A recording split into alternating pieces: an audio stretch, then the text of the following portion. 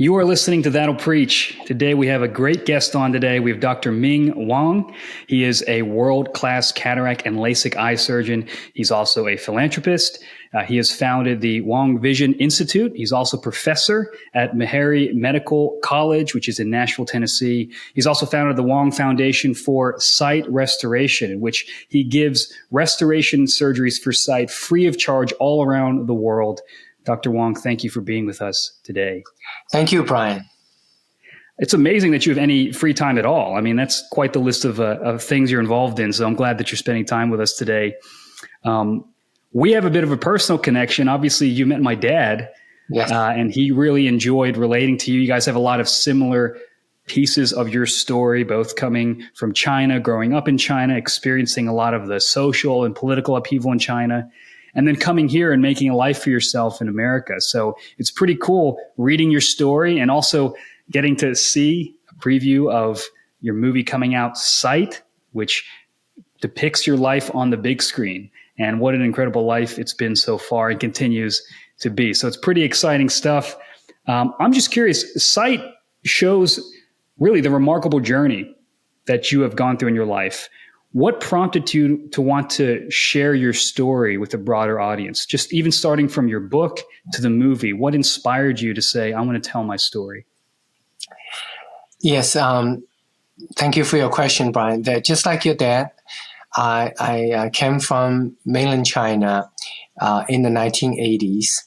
And we belong to a period of time which is a tremendous change, upheaval and change in China during what they call the Cultural Revolution, where government shut down all universities and colleges of entire China for 10 years, from 1966 to 1976, and sent away to all these kids to some of the poorest part of the country and for lifetime labor and poverty. So I grew up during that period of time. 1974, I was 14 and I was not allowed to go to high school because going to high school means that I would be deported like 20 million others. So I had to play a music instrument, learning dancing, trying to get into government song and dance troupe to avoid being sent away to labor camp. 1976, the Cultural Revolution ended and I got a chance to apply for college.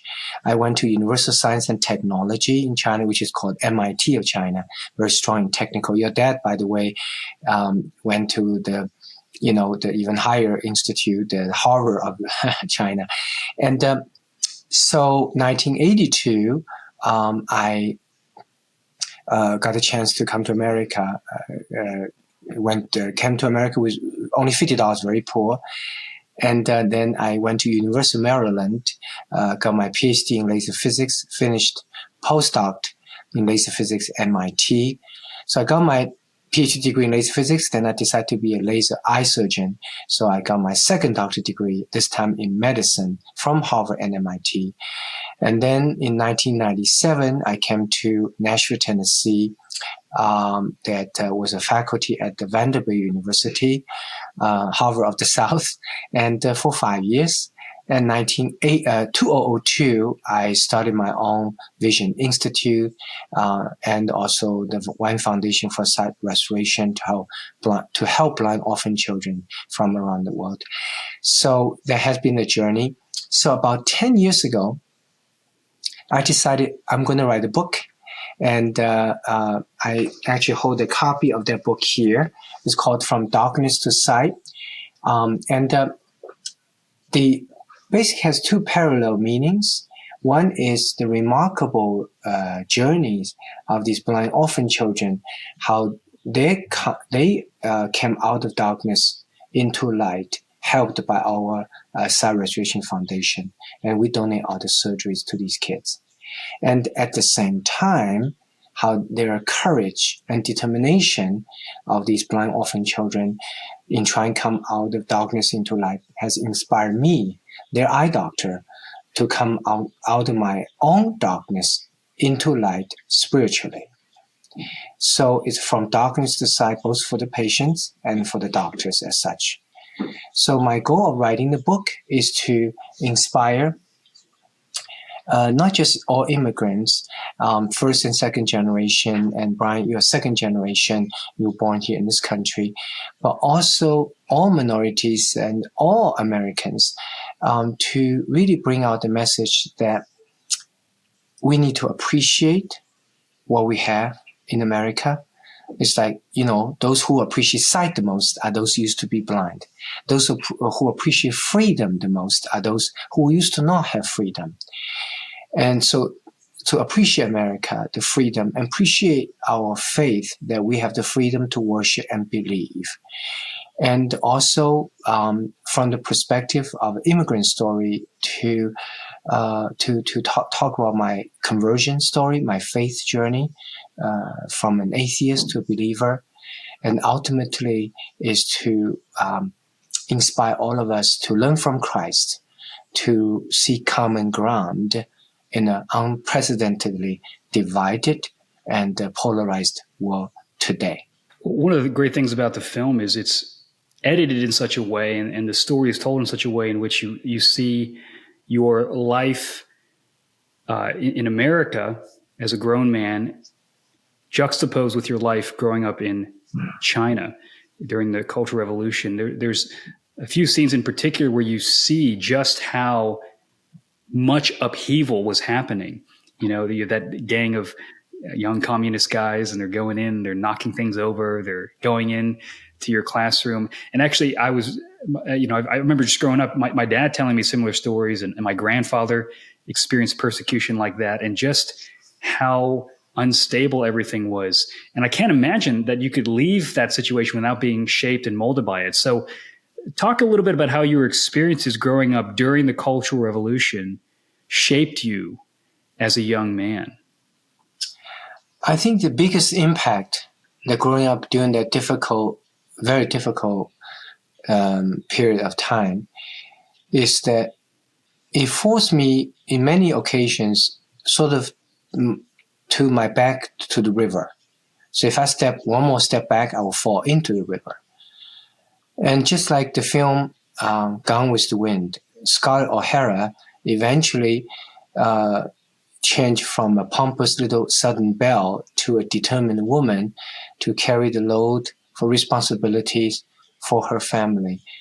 I think we as human beings, we dig deep into ourselves and to fight. It's because we were forced into the situation. Otherwise, we will not survive.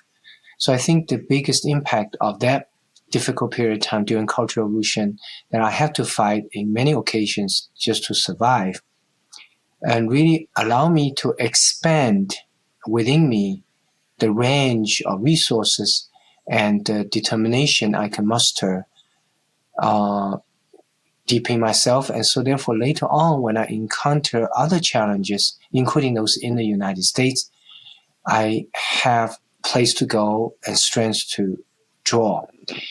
And the film also talk about just based on oneself's strength is not enough. The film, the central idea of the film is that all of us as human beings, we are limited, and we need to be willing to admit our limitation and be willing to humbly ask for help from power that above us.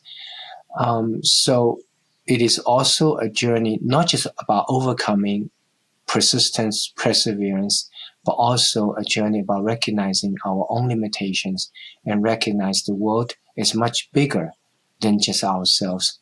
And from that perspective, that gradually, that my experience in life brought me to that faith journey. You saw the film God's Not Dead, that very, very successful Christian film. In that film, the Chinese student who went from atheist to believer, and that was me. That was inspired by my life story.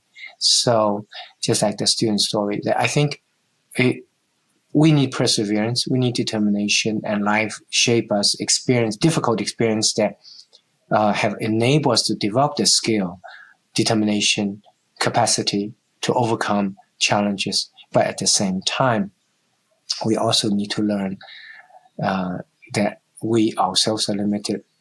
We have to resort to higher power. What was it like growing up in China? I mean, did you have any exposure to Christianity there, or was that something that wasn't really? Minimally. During Cultural Revolution, actually, we were not allowed to read any books other than government books. And my father actually kept certain, traditional Chinese literature, Western literature in a shelf behind the government-approved books.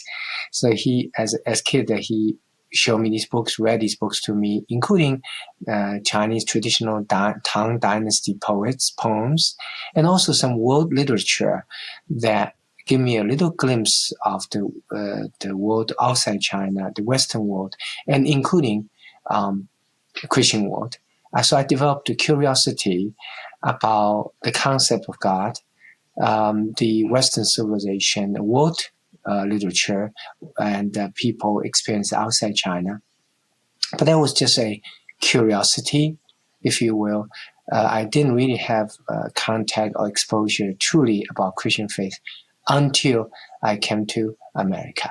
What was the religious background of your family? Did they have a religion? Is that something that they talked about? They just like probably 95% of Chinese, even today, are all atheists. My parents both atheists, and my brother were, myself were. But since I came to America, my brother became a Christian, and he is actually one of the elders in his church in Chicago, very active in church affairs. My parents, they're curious about Christian faith. They have not. My father actually passed away 2016. My mother's still living at age 88 in Chicago, near my brother. But I showed the movie God's Not Dead to my dad before he passed away, and I told him, I said, "See, your son did not turn out to be too bad." Christian faith is a good thing. So talk about what that was like coming to America. I mean, I'm sure it was an adjustment period, coming to a new culture, a new place. What was it like navigating that new experience? It was a tremendous change and very challenging. At age 21, I left China, came to this new country without knowing much English, no cultural background, and no family background. I basically came to this country myself with two other guys. We all just at age 21, 22, just landed in an entirely foreign country. And not only the tremendous challenge financially, how to sustain oneself, because I didn't come with much money, just $50, but also how to adapt quickly the language, the culture, and learn a new way of life, and to survive and try to build a life. And the one thing that I encounter quickly, that I have to learn the language quickly, but not only just learning language, but also the culture. So I found a way to learn both quickly, which is by watching old Hollywood movies. Watching a movie, I will learn about language and a little bit about culture at the same time. So I watched over a period of year or two after I came to America, several hundred old Hollywood movies. And that's really, really helpful to me, like Gone with the Wind, It's a Wonderful Life, Wizard of Oz, and all these things. And it really helped me quickly learn the language and the culture. That's fascinating. It kind of reminds me of my parents' story. I think my mom learned English watching Little House on the Prairie. And it's amazing how much you can pick up, I guess, if you're just watching all these kinds of shows. So you're here, you've only got $50 in your pocket. It's a whole new world. I'm sure there's a lot of fear or perhaps anxiety about that. What was it like in terms of your academic journey? What got you interested in wanting to study the eye and become an eye surgeon? What was that process like? I always wanted to study medicine in China during Cultural Revolution, but government would not even allow me to go to high school.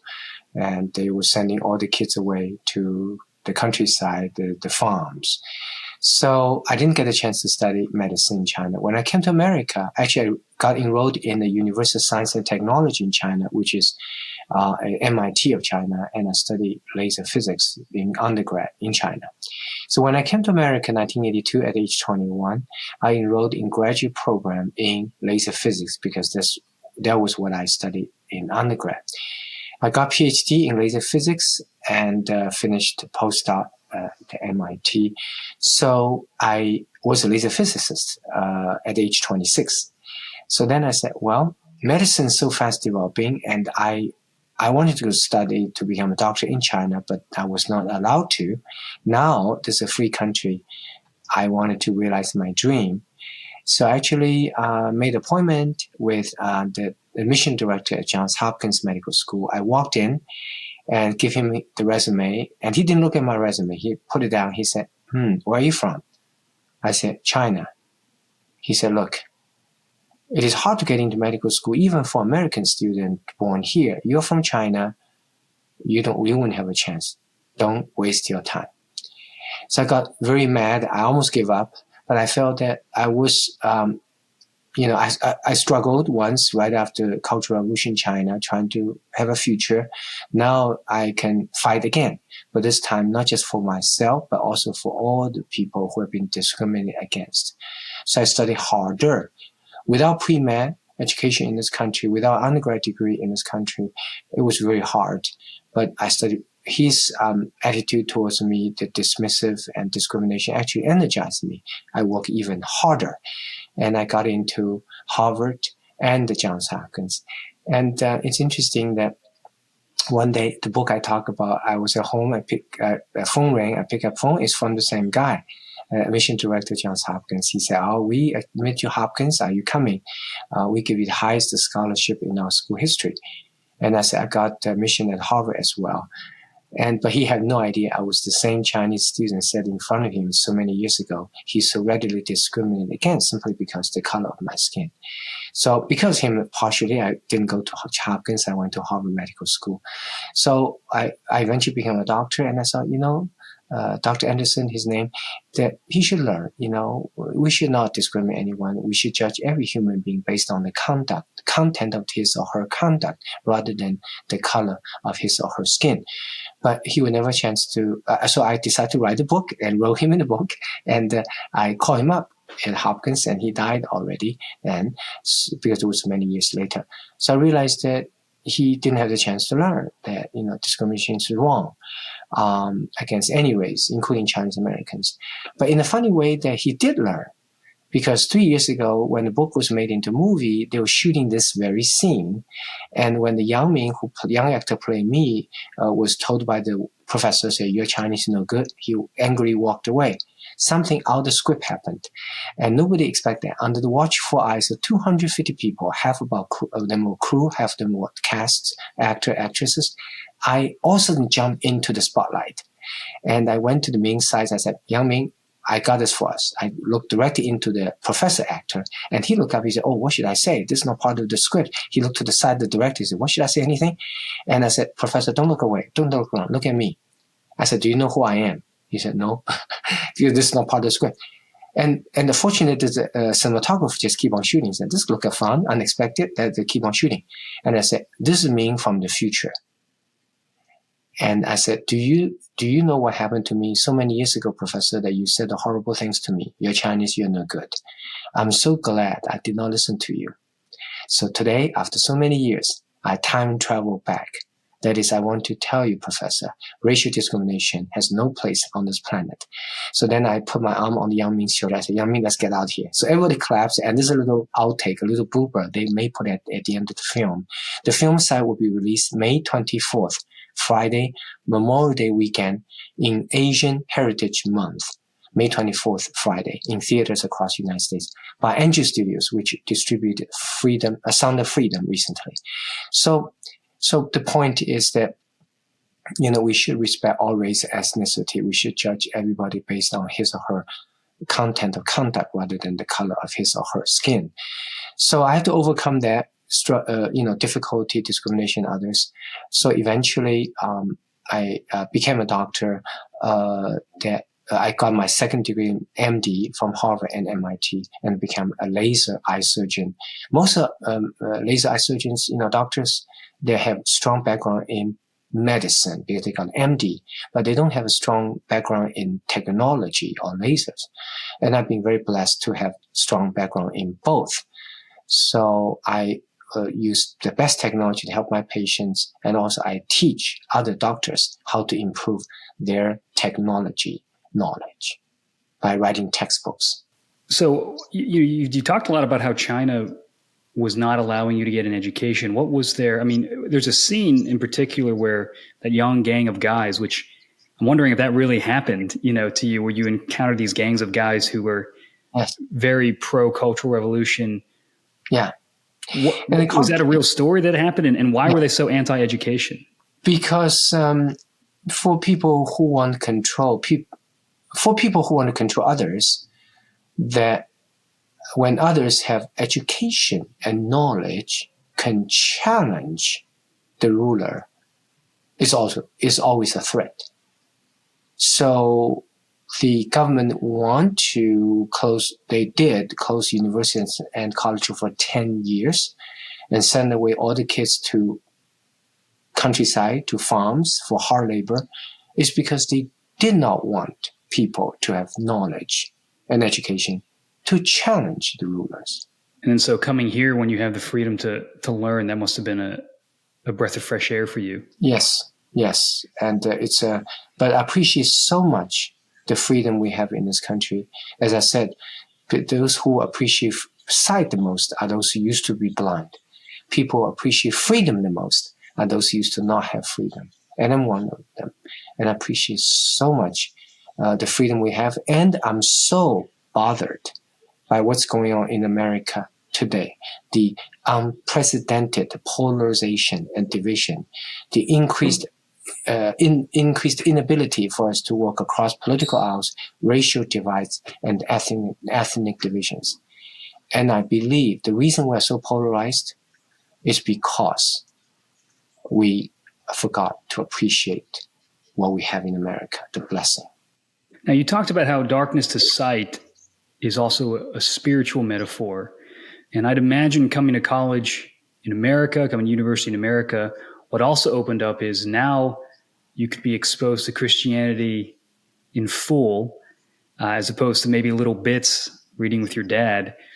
What was that like when you first encountered Christianity in America? Were there people who were instrumental in that? What was that spiritual kind of journey like? Yes. It started really when I was studying the human eye in Harvard Medical School in Boston. And I found the structural eye so complicated.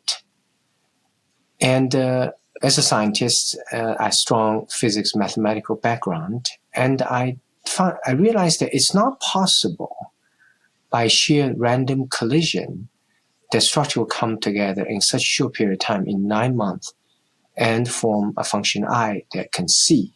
Most of us are born with sight.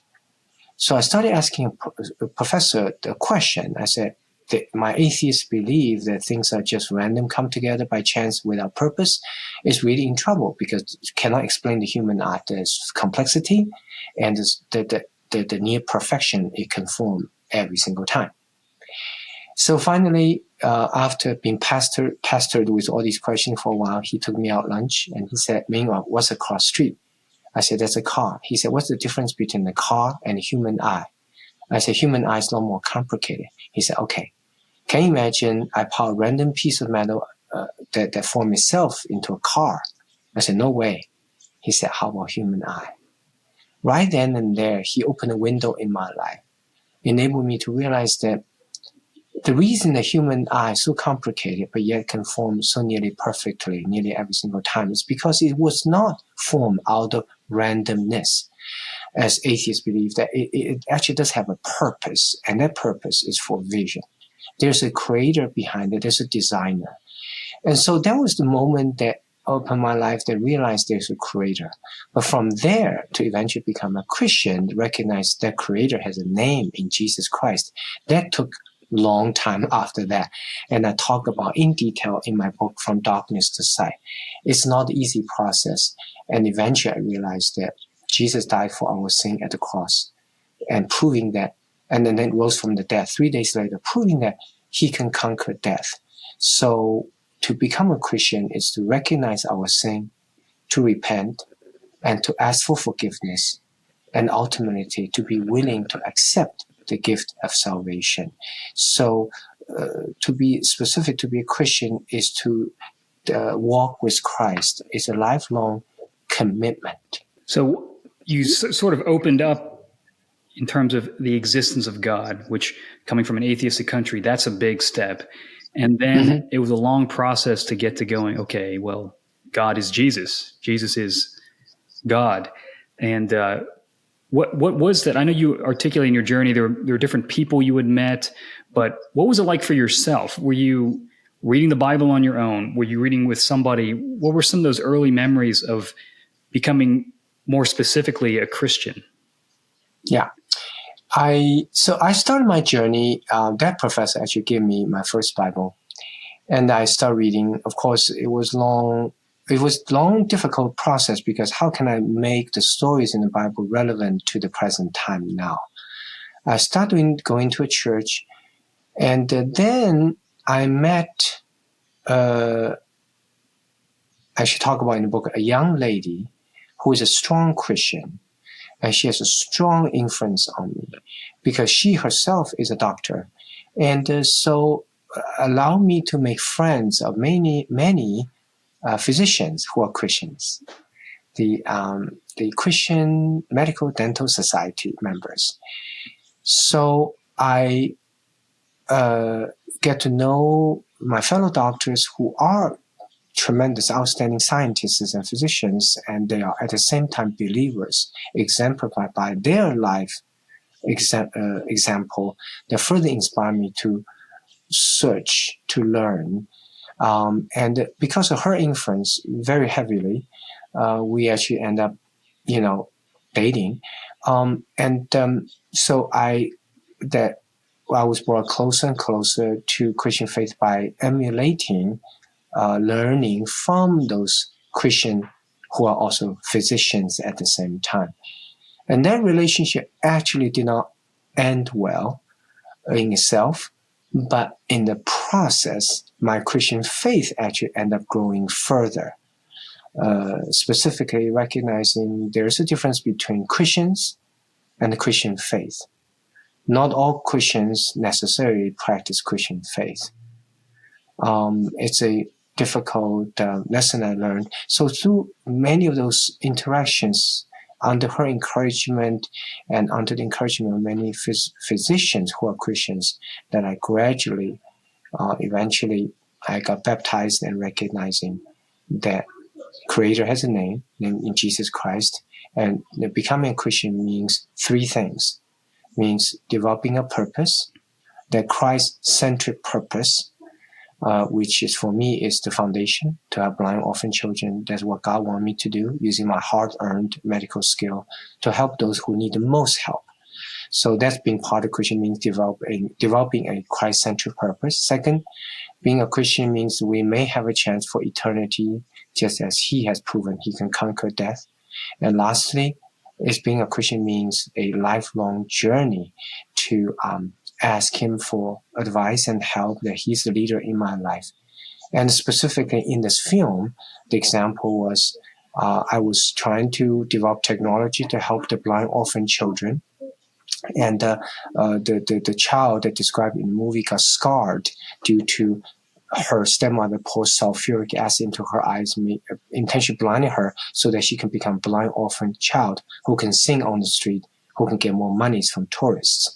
So Kajal, her name, was intentionally blinded maliciously, but then she was found to have no talent of singing. She couldn't sing. That's why she was abandoned. So the movie actually starts with that, Kajal's story.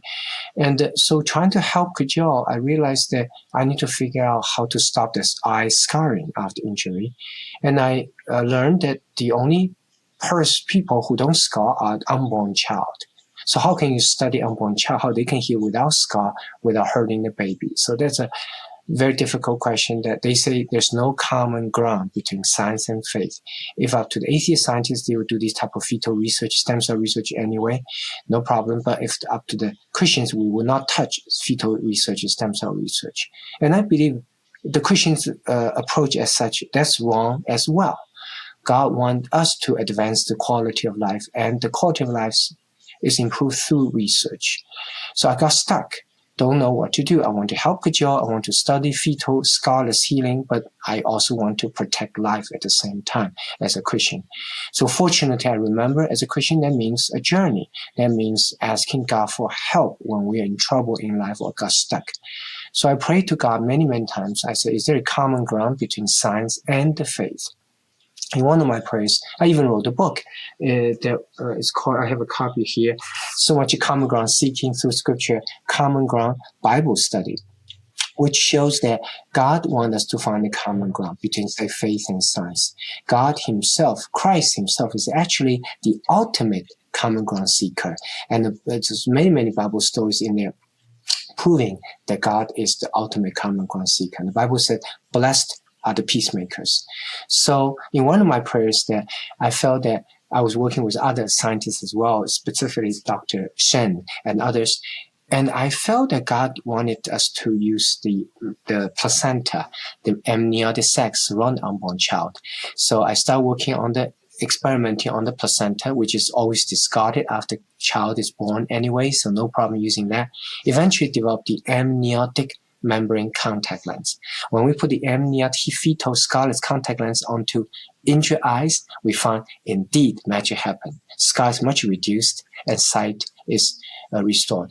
Amniotic membrane contact lens has been used by tens of thousands of eye doctors throughout the world in nearly every nation. Millions of patients have had eyesight restored. So that's an example to show that actually the film Sight is about the story of how amniotic membrane contact lens was invented. But it's more than just a scientific advancement. It's more than just helping these blind orphan children. It shows that God wants science and faith to work together. It shows that as a Christian, develop a God-centric purpose, have a chance for eternity, and being a Christian means a lifelong commitment to seek Him, ask Him for help. In this case, when I got stuck in science and faith, I asked Him for advice, and He has shown me the way to use the placenta and not conducting fetal research, scholar's healing, while protecting life at the same time. Well, Kajal's story is a big part of the film. It's a very powerful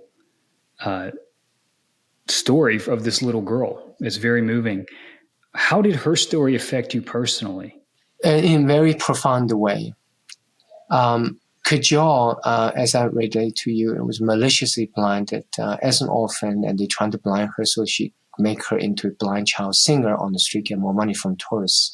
After she came, our foundation brought her to America. And we were all focused on how to help her see at age 5.5. What Kajal wanted, actually something else. More than that, she wants to see. She wanted more, to sing. Because in her 5-year-old mind that she can comprehend after she came to a free country, she believed that the reason she was abandoned in India back home was because after being maliciously blinded, it was because she could not sing, as they wanted to make a blind child singer. So she wants to learn how to sing because she wants to prove that she's worth keeping. She should not be abandoned again. So we put everything in there. We even prayed before surgery, everything, did all the right thing, but the surgery failed. So it was very crushing to me that I felt that, as you saw in the film, not only I felt I could not get out of my own darkness, not only she may never be able to get her darkness, I may not be able to get out of my own emotionally, the past suffering. So it was very crushing to me. Not only Kajal's surgery failed because the injury was too severe, that's why surgery did not work, but even with the right technology, but also my Christian faith got fundamentally shaken. I began to doubt my own God. Why would God allow such a horrible things to happen to such an innocent child? But not only that, why God did not answer our prayer to trying to give us a chance to restore her eyesight? So for many months, people kept on asking me, say, come to clinic with Dr. Kajal see tomorrow? And I look behind me and there was nobody behind me to answer that question. I'm supposed to have the answer as the eye doctor. So I was very down, depressed. My Christian faith fundamentally was shaken because I feel God did not care. He did not answer our prayer. He did not care. Why should I believe in Him? So a few months later, that our foundation always have annual eye ball, meaning a dancing party to raise money to help those kids see. With all the doctors, we donate our services. And that year's eye ball was featuring Kajal. So me and Kajal were standing on the side in the room, and the group of host families took care of Kajal, went on stage telling everybody how they took care of Kajal. And then after the parents of these three families, American families, took care of Kajal, the kids went up to the microphone, and one 11-year-old boy said, "We play with Kajal every day. She couldn't see, but she's now smiling, playing seek and hide, learning English with us. So even though she has nothing, but she's happy because she, actually the kid I didn't understand that. What the kid said is that even though she had nothing, she was happy because she's smiling, playing with us, every day." Then this boy turned back and talked to his father. He said, "Daddy, it's okay. I don't need my iPod." So standing on the side with Kajal, we're standing on the side waiting for our turn to speak. Something occurred to me, dawned on me that perhaps God did answer our prayer. Even though nobody wants to see such horrible things happen in Kajal to such a precious child, but God is trying to turn Kajal's suffering into an opportunity to positively affect so many kids that are around Kajal, to make them appreciate more what they have in America. Kajal have shown that the reason that Kajal is actually she is a Christian herself. She came with the church lady who accompanied her to America. That Kajal demonstrated that when no light is coming from outside, light could emanate from within, if one has love. And she was the one who gave me the cross, as you saw in that.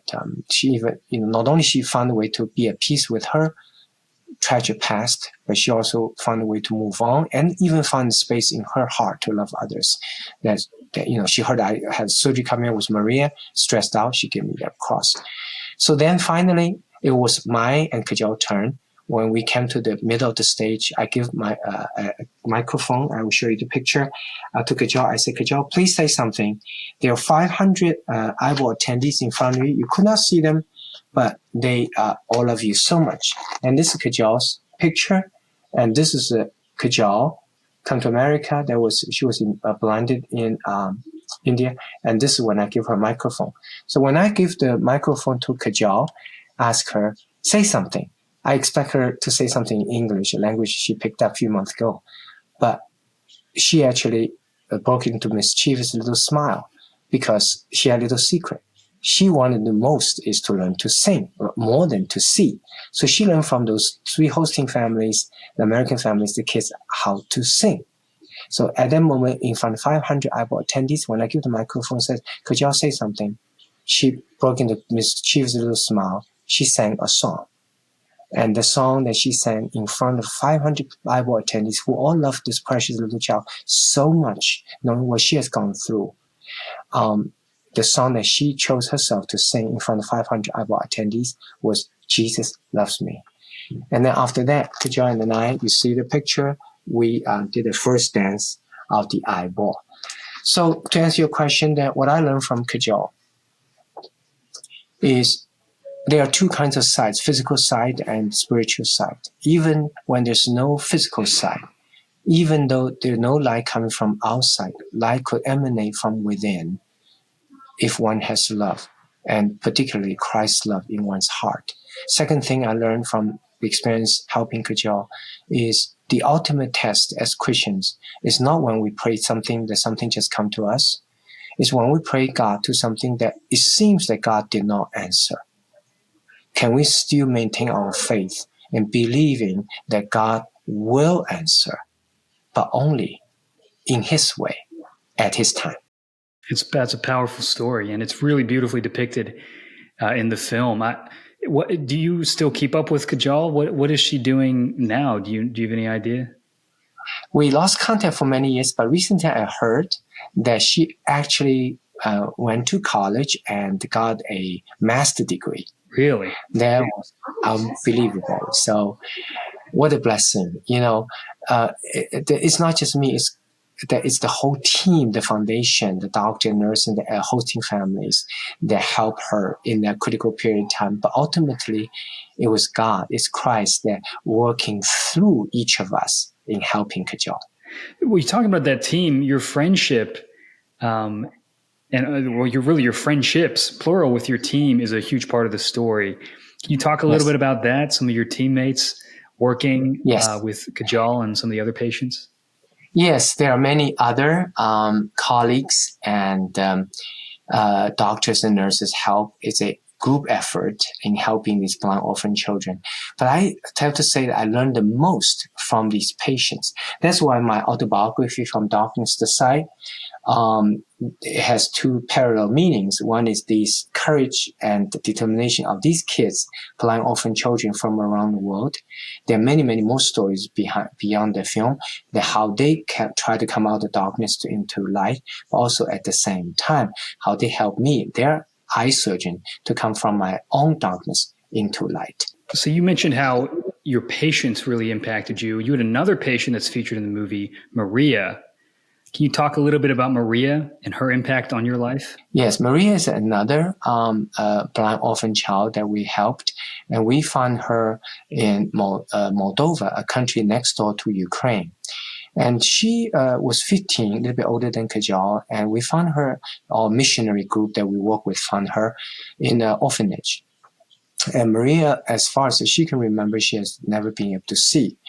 So she was brought to America by their family, and our foundation stepped in to help her. And her situation was even more challenging than Kajal in terms of medical severity of the injury, because she was not only injured, but also had malnutrition for many years. So there was, when I met Maria, it was in more a mature phase of my Christian growth as a Christian. And I knew that I need to be patient. I knew that God would eventually answer, but only in His way at His time. And the book talk about many, many different obstacles we have to overcome to help Maria. And I, during the final surgery, talk about in the last chapter of the book, and you saw part of that in the movie, that it was several points, then the surgery almost collapsed, and I have to persist and carry on. And guess what? God eventually answered. In this case, Maria was able to see practically for the first time in her life, because she did not remember any sight as a child. She looked in the mirror, and when she moved, the person in the mirror started moving too. She moved to the left, the person moved to the left, she moved to the right, person moved to the right. So I have a picture here in the book. So all of a sudden she realized what the person in the mirror was her. And she exclaimed in her native language, which is Romania. In Moldova, they speak Romania there. And she said, "I'm so pretty." And this is the picture of Maria saw herself right here. She said, "I'm so pretty" in Romania. And now you see she's looking at the pictures. And this is right after the surgery. She saw I'm holding one finger. So I learned from Maria many, many different things. I learned that how one can carry on a life for all these years, 15 years, without sight. And not only that, after she regained her sight, she actually picked up lots of different things in life and learned how to see, recognize objects, recognize colors, and really build a new life. She's going to college, that around herself, and she appreciates so much what she has. So I learned from her that sometimes for most of us, we are able to see, we can't have taken for granted. Human nature is one. We always have something. We do take things for granted as such. So from Maria, I learned that we need to appreciate what we have, not only the physical side, but also the spiritual side. It's incredible that she'd never seen before. It must have been a remarkable moment for her. Yeah. And I think it is a very apt spiritual metaphor. And I do think about in the Gospels how often salvation is described in terms of light and life, yes, and seeing and hearing. And there's a physical connotation, but there's a much more spiritual kind of connotation for what that means. Yes. And so I think a lot of times a story or a narrative can really grip our hearts in a particular way, where we can perceive truths that maybe if it were just directly spoken, we wouldn't totally get it. But when we see it told in a narrative, our mind kind of tracks with it and has this very compelling power. And I think your story and the way it's depicted on screen does that. I'm curious, what was it like when you saw the movie, seeing somebody playing you? That must have been a bizarre experience. Yes, the Terry Chan is the actor who played me. He did a wonderful job. And the film, I'm very honored and humbled these world-class artists, including Terry Chan and Greg Kinnear, who played Misha in the movie, and all those cinematographers, the directors. The director who wrote and directed the film Sight is called Andrew Hyatt. He directed the film Paul Apostle Christ. And the producer of the film is David Fisher and also Darren Moorman. And these world-class actors and filmmakers that I'm humbled that my story was put on the big silver screen as such, and so could have a bigger impact on people. So to me, it's a very humble experience. And finally, Angel Studios, which distributed the film Sound of Freedom last year, recently decided to distribute this film, a Chinese-American film about faith. So I'm further humbled by the fact that they will want to distribute this film on a worldwide scale. So we hope Chinese and non-Chinese alike, Christians and non-Christian alike, all of us, if we do appreciate what we have in America, the freedom, we will go to see the film Sight on May 24th, Friday Memorial Day weekend, because it's a chance for us to tell Hollywood and to share with the rest of the world that we do appreciate what we have in America, freedom and faith. I've seen a clip from Paul the Apostle of Christ. It's a powerful clip, I think, toward the end, when the guy that got to play the Apostle Paul looks like, I'm like, man, they cast this perfectly. He looks exactly how I thought, how I think Paul looks like. I mean, we don't really know, but just mentioning that, it's pretty cool. And what's great about Sight is sometimes Christian movies get the reputation for being low quality, and maybe the acting's cheesy or the cinematography. This is a really well-made film. I mean, there's a lot of great performances. It's shot very beautifully. And so I think, if you have low expectations for Christian movies, I think this is going to, set the bar a little higher, which I think is a great thing. Yes. Maybe bringing this to a conclusion, talk a little bit about some of your charitable work. I mean, we talked in the beginning of the show about how through your foundation, you're providing sight restoration surgeries free of charge to people around the world. What got that started, and what kind of work are you guys doing today? First of all, just add a comment about this Christian film Sight. The Christian message is intention to be subtle and underlying and focus on human story itself. And they actually, that surprised everyone, one of the biggest Christian film award, ICVM International Christian Film Festival in May 2023, beating several hundred other Christian films, because it's a kind of new tradition that, not like God's Not Dead and others that practically striking your head with Bible, don't you believe?